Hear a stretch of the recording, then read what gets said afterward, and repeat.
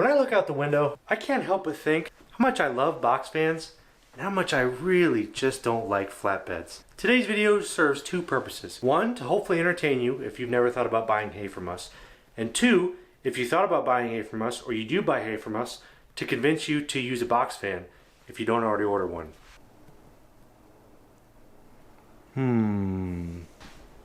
Nice. Ooh. Oh man. I think I'm filming the wrong video. Wow. Scaredy cat. Not a huge fan of flatbeds. I'm going to call a logistical expert to prove it to you guys. I'm calling Jack Eckberg with Fertogo Logistics. He's been hauling a lot of hay for us. I think it's a good guy. Hey Jack, Jeff Miller here. How are you? You know, we've been sending a lot of hay out. I'm trying to convince more customers to just run dry vans, specifically like the South Carolina and Florida routes. So from my experience, they're usually a little bit cheaper rates available. There's more trucks available, and we don't have to worry about tarping issues. And it's overall a better experience. How do you feel about it? I completely agree. I mean, it's a substantial change, you know, when you're talking about a flatbed out of Cleveland compared to like a dry van out of Cleveland, you know, especially going down into these southern states because they can save a lot more money that way, you know. There's not a whole lot of freight coming out of Florida, especially for a flatbed or step deck, of course, you know, where for a dry van, there's a lot more freight coming out for them to take. Because dry vans have a lot more options of products coming out of Florida, we can typically get a better rate going into Florida, right? Maybe you're not at your desk or your computer, but what would be a spot rate for a, let's say, a dry van to Miami versus a flatbed to Miami tomorrow, just roughly? I'd say for a dry van, you know, be somewhere below like around 275, perhaps maybe, you know, under 3. Hard to guarantee a flatbed or a step deck out of the Cleveland area going into, let's say, Miami, for if you're not anywhere near $4 a mile. You know, the drivers just won't do it. So we're talking at least a gap, or a $1 gap in the freight cost. And if we're right around 777 bales at 1,300 miles, we're talking like $1.28 to $1.50 a bale or something with my quick math. So that makes a difference. So we were just spitballing on the phone. Let's get down to some factual evidence. Oh, wait, not this. Okay, here we go. The distance to Miami from the home farm, which is Medina, Ohio, just south of Cleveland, we have about 1,235 miles. So let's punch it into our handy-dandy spreadsheet. 1,235 miles with a dry van or flatbed using Jack's spot rates, $275 or $4. You have $33.96 or $49.40. Add about 777 bales. That puts you at $4.37 for a dry van, or $6.36 for a flatbed. That's a $1.99 difference. That's a considerable savings. Very considerable. Look at that. I even highlighted it red. 100%. It makes a lot more sense if, you know, people could unload dry vans. You're on camera potentially talking to about 1 million people, you know. So if there's anything you want to say, or you can give your company a shout out, you guys do great work for us. Anybody that needs their hay hauled, you know, whatever it may be, we do every sort of commodity, dry vans, step decks, flatbeds, tankers. I could get you 15 trucks tomorrow. We work really hard. I'm proud of what we do, so I appreciate that, Jeff. How can they get a hold of you? They can reach me by my cell phone. I really don't mind, you know. It's 813-367-7853 is my personal cell. They want to contact their company. It's FRATOGO.com. You're a brave man, Jack. Thank you, and have a great weekend. Absolutely, Jeff. Bye-bye. With you. Thank you. Cell phone. There you have it. Don't go pranking him. I think Jack cleared it up. And what I failed to ask Jack on the phone is those rates are probably not inclusive of a tarp fee. If we want to go about tarping flatbed loads with high quality horse hay, you pretty much have to, especially because it rains all the time in Ohio and it rains all the time in Florida. So on a 2-day trip, you're probably going to run into some foul weather. There's usually like a $150 tarp fee. And I'll post some pictures. The tarps really don't cover our product that well. The bundles that we're currently using, when they're stacked too high, which is how we like to stack them, they're like 104 inches or 108 inches tall. You realistically need like 9.5-foot tarps to cover the whole load, top to bottom. You're not going to find trucks with 9-foot tarps. It's hard to find enough trucks with 8-foot tarps, and a lot of them still only carry 6s. So there you go. You narrow your choices again. I'm going to show you how we can alleviate this issue and send out box fans. Here's some random drone footage for your visual entertainment while I quickly explain the most fundamental point of this video I somehow haven't touched on yet. Historically, the only way for customers to unload dry vans has been with a loading dock to drive a machine into. With this method I am about to unveil, customers can unload without having that infrastructure and alleviating the biggest benefit of a flatbed or step deck trailer. I also forgot to mention, it takes us and the driver like 30 minutes to just strap and tarp a flatbed. We can load a box fan in less than 20 minutes and send it on the road. So based on dimensions of the 300-foot roll, you're going to cut 37.5, because really we only need 37, but you're just going to have a tail left over that's worthless. Yeah. 37 will stretch around 6 bundles with enough room on each end for them to tie a knot or do something so they can strap to it. 37 is the right number, right? 37. You did it. What do you mean I did? We can always tie them together. We could always tie them together? Yes, we're not.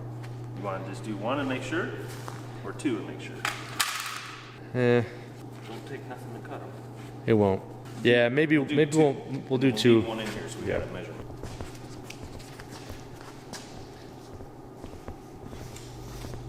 Oh, pull a little bit, PJ. Wow, right on the money. We should make a pickleball court with this stuff. It's the fastest growing sport in the U.S. We got too lazy, or too impatient, I guess is the word, to test it before just cutting 5 more. So we have our 5 set out to cut. This is how the hay is going in the box van. We got the driver scaled in because we are selling this load by the ton. She should be coming through the driveway here. She's gonna loop around and come down on this concrete pad.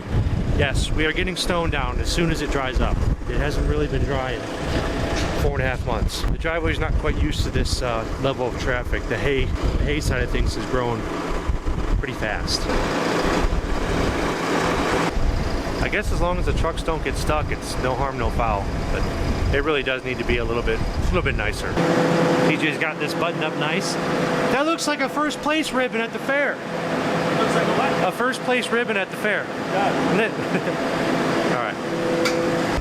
Got her on a bit of an angle. It's hard to talk things through.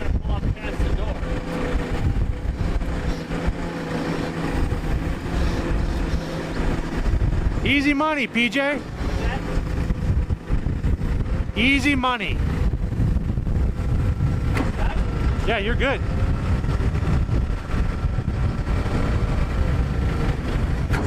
Nice. Can you make it happen?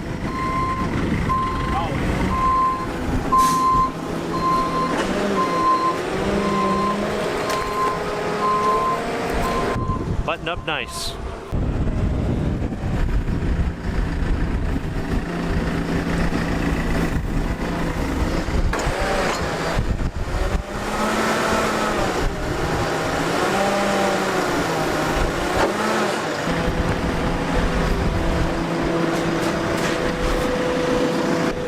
So this is the slack they'll have to hook up to. Should be able to pull these loads right back out, doing whatever they want.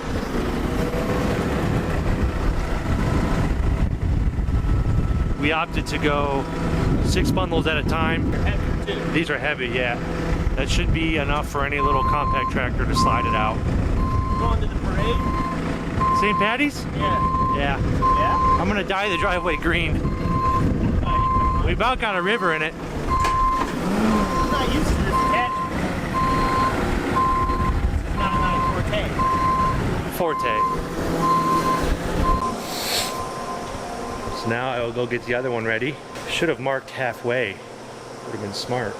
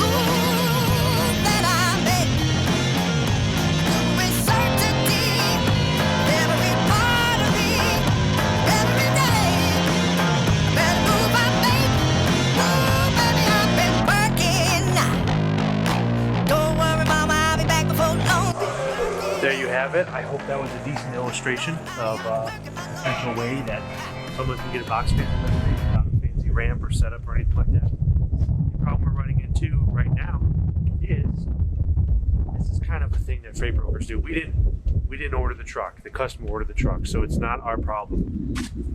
They obviously were trying to get a good rate. The customer knew fully well there'd be over 20 ton in this truck. It came out as 21.4 or something like that.